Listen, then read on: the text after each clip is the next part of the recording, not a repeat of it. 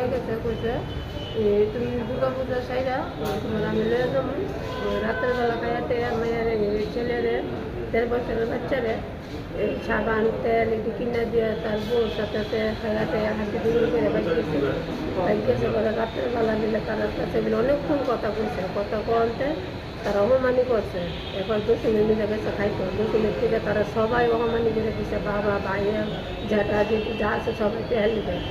আর আমার মেয়েরা যাতে বিয়ে করে নিছে তারা বাড়িতে কেউ গ্রহণ করে না জিনিস ছাড়া দেখতে আমার মেয়েরা জ্বালা যন্ত্রণা দেয়। এটার লেগে তারা ভাড়ায় রয়েছিল ভাড়া থেকেও তাই শান্তি পেয়েছে না মেয়েরা জামাইটারা টর্চার করছে টেয়া পয়সার লেগে তারা ৪ লক্ষ টাকা তারা দিতে। এবার জামাই পরের দিন সকালে বলছে তোমার আমি নিয়ে যাবো তুমি বাউয়া দাও মেয়ে ফোন করছে জামের কোনো বার্তা নাই। এবার মালিক বেটিকে ফোন করছে মালিক বেটি দেখা যায় তো জুতা আছে দুজোড়া ফাঙ্কাও চলতেছে মোবাইলের শব্দ শোনা যায় তুমি নাইলে একটু আইব না। এবার মেয়ে গেছে মেয়ে গিয়ে দরজা মরজা ডাকাইতেছে গিয়া দেয় গীতা তার কোনো পাত্তাই নেই। আর ও তো দিতে যায় শিক্ষারি লাগাই না ওরা মায়ের কিছু না করতে পারে মায়ের বাসুদে ফোন করছে তারা বাসুদে এলো গাড়ি চালা তো তারা জানে তারা যায় না তারা আয়ে কোনো ইয়ে নাই তারা আয়ে আগে দরজার ভাত পিঠা ভাঙ্গা করা ধরে একটা ঝুল্লা রয়েছে শেষ শেষ সানি শেষ।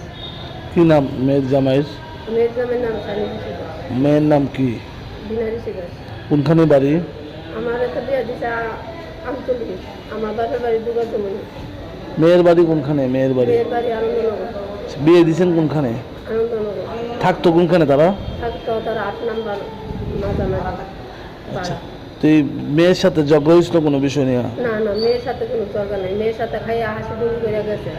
ছেলের মার বক্তব্য যে মেয়ের সাথে ঝগড়া হওয়ার পরে মেয়ে বাবুর বাড়ি যাওয়ার পরে মেয়ে নাকি আর আপনারা দেন না সেই না বিষয়ে? না স্যার এটা মিথ্যা কথা আমার ওই ভাড়াটা বাড়িও জানে আমার বাড়াতেও জানে মেয়েরে দিয়া গেছে। কি কারণে মানে এরকম করতে পারে মনে হয়?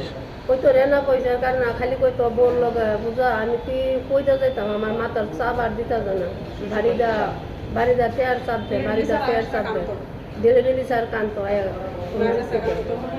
মায়ের কাছে কান্ত মায়া কইছে তুমি কান্দাকাটি করো না দরকার আমি বাসত কাজ করবো নাহলে আমি পরিষ্কার করবো। কত টাকা ঋণ আসলো? ৪ লক্ষ টাকা। কার থেকে নিচ্ছিল টাকাটা? টাকাটা তার মা তার বাবা লইছে তার উপরে চাপ দিচ্ছে তার 2 ভাই মদ খা আর তে তো মদ খা না তে ভালো মানুষ দেখে তারা চাপ দিতে হবে। কি মনে হয় চাপের কারণে কিরকম? চাপের কারণে